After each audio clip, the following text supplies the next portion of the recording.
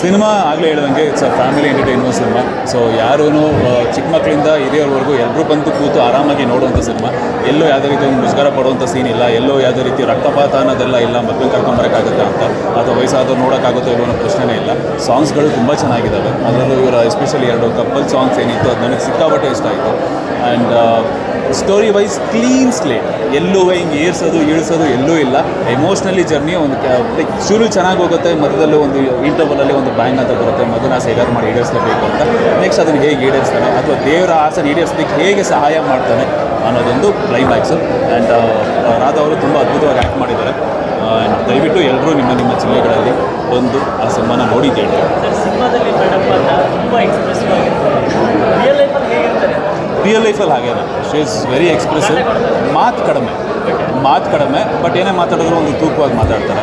ಯಾರಾದರೂ ಫ್ರೆಂಡ್ಲಿಯಾಗಿ ಸಿಕ್ಕರಿ ನಿಮ್ಮ ಹತ್ರ ಒಂದು 5 ನಿಮಿಷ ಮಾತಾಡಿ ನೀವು ಚೆನ್ನಾಗಿ ಮಾತಾಡ್ಸೋಣ ಅವ್ರು ಅದ್ಭುತವಾಗಿ ಮಾತಾಡ್ತಾರೆ. ನನ್ನನ್ನು ಆ್ಯಕ್ಚುಲಿ ಹೇಳ್ತಾರೆ ನಾನು ಎಕ್ಸ್ಟ್ರೋವರ್ಟ್, ಅವ್ರು ಇಂಟ್ರೋವರ್ಟ್ ಅಂತ. ಅವ್ರು ಇಂಟ್ರೋವರ್ಟ್ ಇರ್ಬೋದು, ನಾನು ತುಂಬ ಎಕ್ಸ್ಟ್ರೋವರ್ಟ್. ನಾನು 2 ನಿಮಿಷ ಬರೋ ಅಂದ್ಬಿಟ್ಟು ಹಿಂಗೆ ಹೊಂಟೋಯ್ತೀನಿ ನಾನು ಅವ್ರ ಜೊತೆಗೆ, ಆ ಥರ ನಾನು. ಬಟ್ ಇವರು ಅಳ್ದು ತೂಗಿ ಮಾತಾಡ್ತಾರೆ, ಬಟ್ ಫ್ರೆಂಡ್ಲಿಯಾಗಿ ಮಾತಾಡಿದ್ರು ಅಂತ ಅದ್ಭುತವಾಗಿ ಮಾತಾಡ್ತಾರೆ. ಅಂದರೆ ಅಲ್ಲಿ ಆ ತೆರೆ ಮೇಲೆ ಏನು ನೀವು ನೋಡ್ತೀರಾ ಸ್ಕ್ರೀನ್ ಮೇಲೆ, ಅದೇ ಅವ್ರ ಕ್ಯಾರೆಕ್ಟರು. ಯಾರು ತಮಗೆ ಪ್ರೀತಿ ಕೊಡ್ತಾರೋ ಅದು ಹೆಚ್ಚು ಪ್ರೀತಿ ಕೊಡ್ತಾರೆ.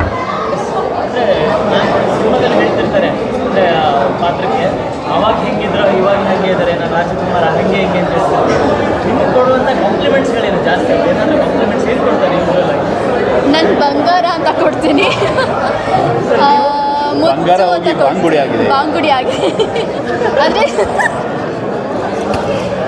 ಅಂದರೆ ಅದು ಬಂಗಾರಿ ಅಂತ ಅಂದು ಪ್ರೀತಿ ಜಾಸ್ತಿ ಆಗಿ ಬಾಂಗುಡಿ ಅಂತ ಕರಿತೀನಿ. ಸೊ ಅದು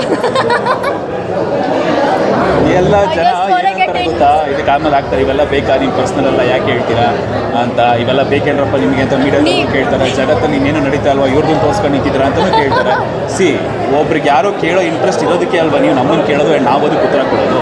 ಇಂಟ್ರೆಸ್ಟ್ ಇಲ್ಲ ಅಂದರೆ ನೀವು ಯಾರು ಇದು ಗೊತ್ತು ನಮ್ಮ ಮುಂದೆ ಮೊಬೈಲ್ ಹಿಡ್ಕೊಂಡು ನಿಂತ್ಕೊತಾನೆ ಇರಲಿಲ್ಲ. ನಿಂತ್ಕೊತಿದ್ರೇನಪ್ಪ ಯಾರಾದ್ರೂ ಇಲ್ಲ ಅಲ್ವಾ?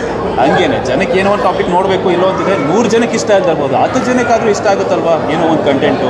ಆ ಒಂದು ಕಂಟೆಂಟ್ ಆಗಿ ಜೆನ್ಯೂನ್ ಆಗಿ ನೀವುಗಳು ಪ್ರಶ್ನೆ ಕೇಳ್ತಾರೆ, ಅದಕ್ಕೆ ನಾವು ಉತ್ತರ ಕೊಡ್ತೀವಿ. ದಯವಿಟ್ಟು ಯಾರು ಅದಕ್ಕೆ ಅನ್ಯತಾ ಭಾವಿಸಬಾರ್ದು. ನಿಮ್ಮ ಜರ್ನಿ ತುಂಬ ಜನರಿಗೆ ತುಂಬ ಇನ್ಸ್ಪೈರಿಂಗ್ ಕಥೆ ರಿಯಲ್ ಆಗಿ ನೋಡಿದ್ರೆ ಆ ಖುಷಿಯಾಗಿದೆ. ನಮ್ಮ ತಾನೇ ಜನರಲ್ಲಾಗಿ ಉಪಯೋಗಿಸೋಲ್ಲ. ನಾನು ಅನ್ಕೊಂಡಿರಲಿಲ್ಲ ನನ್ನ ಕೋ-ಆರ್ಟಿಸ್ಟ್ ಒಬ್ಬರನ್ನು ನಾನು ಇಷ್ಟಪಡ್ತೀನಿ, ಮದುವೆ ಆಗ್ತೀನಿ ಅಂತ ನಾನು ಖಂಡಿತ ಅಂದ್ಕೊಂಡಿರಲಿಲ್ಲ. ಸೊ ಅದು it's like a surprise package ಥರ. ಬಟ್ ಒಂದಂತೂ ಇಷ್ಟ ಆಯಿತು, ನನ್ನನ್ನು ಅರ್ಥ ಮಾಡ್ಕೊಳ್ಳೋಕ್ಕೆ ನನ್ನ ಮಾತಾಗಿರ್ಬೋದು, ನನ್ನ ನೇಚರ್ ಆಗಿರ್ಬೋದು ಅರ್ಥ ಮಾಡ್ಕೊಳ್ಳೋದು ತುಂಬ ಸ್ಟ್ರಾಂಗ್ ಆಗಿರ್ಬೋದು. ನನ್ನ ಅರ್ಥ ಮಾಡ್ಕೊಳ್ಳೋದು ತುಂಬ ಸ್ಟ್ರಾಂಗ್ ಆಗಿರಬೇಕು. ಇವ್ರು ಮೇಲೆ ನೋಡೋಕ್ಕೆ ಎಷ್ಟೇ ಸಾಫ್ಟ್ ಆಗಿದ್ರು, ಒಳಗಡೆ ತುಂಬ ಗಟ್ಟಿಗಿದ್ದು ತುಂಬ ಸ್ಟ್ರೆಂತ್ ಇದೆ ಅವರಲ್ಲಿ, ತುಂಬ ಸ್ಟ್ರಾಂಗಾಗಿ ನಿಂತ್ಕೊಳ್ತಾರೆ ಏನೇ ಒಂದು ಇದು ಅಂತ ಬಂದರೆ. ಸೊ ನನ್ನ ವಿಚಾರದಲ್ಲಿ ಆ ಒಂದು ಕ್ವಾಲಿಟಿನ ಇವರಲ್ಲಿ ನೋಡಿದೆ. ಆ್ಯಂಡ್ ನನ್ನಲ್ಲಿರೋ ಸುಮಾರು ಮೈನಸ್ಗಳನ್ನ ನೋಡಿ ನಾನು ಮೈನಸ್ ಇದೆ ಅಂತ ಸರಿ ಮಾಡ್ಕೋ, ಮೈನಸ್ ಇದೆ ಅಂತ ಬಿಟ್ಟೋಗೋರು ಬೇರೆ, ಮೈನಸ್ ಇದೆ ಅಂತ ಸರಿ ಮಾಡ್ಕೊ ನಾನು ಇರ್ತೀನಿ ಅನ್ನೋರು ಬೇರೆ. That is sheet.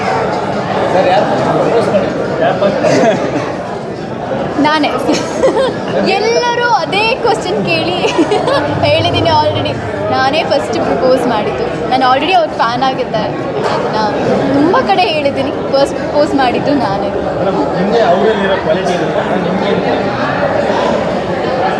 ಏನು ನಮ್ಮಲ್ಲಿ ಏನು ಕ್ವಾಲಿಟಿ ಇಷ್ಟ ನಿಮಗೆ ಅಂತ ಕೇಳ್ತಾರೆ. ಹತ್ರ ಬನ್ನಿ ಮೈಕ್ ಕೇಳ್ಸ. ಅವರಲ್ಲ, ಅವರು ಈಗ ಇಷ್ಟು ಯೋಚನೆ ಮಾಡೋದು ಏನಿಲ್ಲ ಹಂಗಲ್ಲ. ಏನಾದರೂ ಅಂದರೆ ಯೂಶ್ವಲಿ ಅವರು ತುಂಬಾ ಸುಮ್ಮನೆ ಇರ್ತಾರೆ ಒಂದು ಕಡೆ. ಅಂದರೆ ಜಾಸ್ತಿ ಯಾರನ್ನು ಅಪ್ರೋಚ್ ಮಾಡಿ ಮಾತಾಡೋದು ಆ ಥರದ್ದೇನೂ ಇಲ್ಲ. ಯಾರಾದರೂ ಬಂದು ಮಾತಾಡಿಸ್ದಾಗ ತುಂಬಾ ಚೆನ್ನಾಗಿ ಮಾತಾಡ್ತಾರೆ. ಇದಂತೆ ಅವ್ರ ಕೈಗೆ ಏನೇ ಸಿಕ್ಕರೆ ಸುಮ್ಮನೆ ಅದ್ರ ಜೊತೆ ಆಟ ಆಡ್ಕೊಂಡು ಕುತ್ಕೊತಾರೆ. ನನಗೆ ಮೇಜರಾಗಿ ಆ ಕ್ಯೂಟ್ನೆಸ್ ತುಂಬಾ ಇಷ್ಟ ಆಯಿತು. He is very cute. ನೀವೆಲ್ಲರೂ ಜಯದೇವಿ ನೋಡಿದ್ದೀರಾ. He is not that. I mean ಯಾರು ಕ್ಯಾರೆಕ್ಟರ್ ಮಾಡ್ತಾರೋ ಅದು ಅವರಾಗಿರಲ್ಲ. But to be frank, he is really very cute, very pretty, very like gentleman ಅಂತ ಹೇಳ್ಬೋದು. So yeah. ಹಾಂ,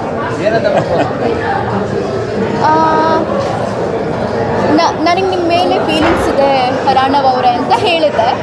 ಆ್ಯಂಡ್ ಅದಾದಮೇಲೆ I love you so much ಅಂತ ಹೇಳಿದ್ದೆ. ಆ್ಯಂಡ್ ಅದಾದಮೇಲೆ ಇವರು ಲವ್ ಪ್ರಪೋಸ್ ಮಾಡಿರಲಿಲ್ಲ, ಅಂದರೆ ಇವ್ರು ಒಪ್ಕೊಂಡಿರಲಿಲ್ಲ ಆವಾಗ. ಅದಾದಮೇಲೆ ಒಂದು ವಾರ ಏನೋ ಬಿಟ್ಟು ಇವರು ನನ್ನ ಮದುವೆ ಆಗ್ತೀರಾ ಅಂತ ಡೈರೆಕ್ಟಾಗಿ ಕೇಳಿದ್ರು. ಮದುವೆ ಇದೇ ವರ್ಷ ಫಿಕ್ಸು. ಬಟ್ ಟೈಮ್ ಇವಾಗ ಶಾರ್ಟ್ ಟೈಮ್ ಆಗಿದ್ದ ಮೇಲೆ ಆಲ್ರೆಡಿ ಡೇ ಫಿಕ್ಸ್ ಆಗಿತ್ತು. ಆದರೆ ಪ್ರಿಪ್ರೇಷನ್ಗೆ ತುಂಬ ಟೈಮ್ ಬೇಕಾಗ್ತಂತ ಎರಡೂ ಮನೆಯವರು ಮಾತಾಡಿದ್ರಿಂದ ನಾವು ಅದನ್ನು ಮುಂದಕ್ಕೆ ಹಾಕಲೇಬೇಕಾಯಿತು. ಎಲ್ಲ ಥರ ಮಾಸಗಳು ಏನೇನು ಬರ್ತದೆ ಮಧ್ಯದಲ್ಲಿ ಒಂದು ವರ್ಷದಲ್ಲಿ ಅದನ್ನು ಕಳ್ಕೊಂಡು ಸಿಂಪಲ್ ನಾವು ಏನೂ ಇಲ್ಲದೆ ಬಂದವರು. ಸೊ ಅಟ್ಲೀಸ್ಟ್ ಇವಾಗ ದೇವ್ರು ಏನು ಕೊಟ್ಟಿದ್ದಾನೋ ಅದಕ್ಕೆ ತಕ್ಕಂಗೆ ಸಿಂಪಲಾಗಿ ಆಗ್ತೀವಿ. ನಮಗೇನು ಅಂದರೆ ಮೇಜರಾಗಿ ಜನರ ಆಶೀರ್ವಾದ ಬೇಕೇ ಹೊರತು ಅದ್ದೂರಿತನ ಅಲ್ಲ. ಸೊ ಸಿಂಪಲ್ ಆಶೀರ್ವಾದ ಬೇಕು. ಆ್ಯಂಡ್ ಆಗ ಖಂಡಿತ ನೀವು ಎಲ್ಲರೂ ಕರ್ತೀನಿ, ದಯವಿಟ್ಟು ಒಂದು ಮದುವೆ ಬರ್ತೀನಿ. ನಮ್ಮದು ಆಡಂಬರ ಇಷ್ಟಪಡದೇ ಇರುವಂಥ ಜೋಡಿ, ಸೊ ಆದಷ್ಟು ಸಿಂಪಲ್ ಆಗೇ ಆಗ್ತದೆ. Thank you so much. ಎಲ್ರಿಗೂ ಒಳ್ಳೆಯದಾಗಲಿ, ನಗ್ನಗ್ತಾ ಇರಿ, ಖುಷಿಯಾಗಿರಿ, keep smiling, enjoy the life. Thank you so much. Thank you.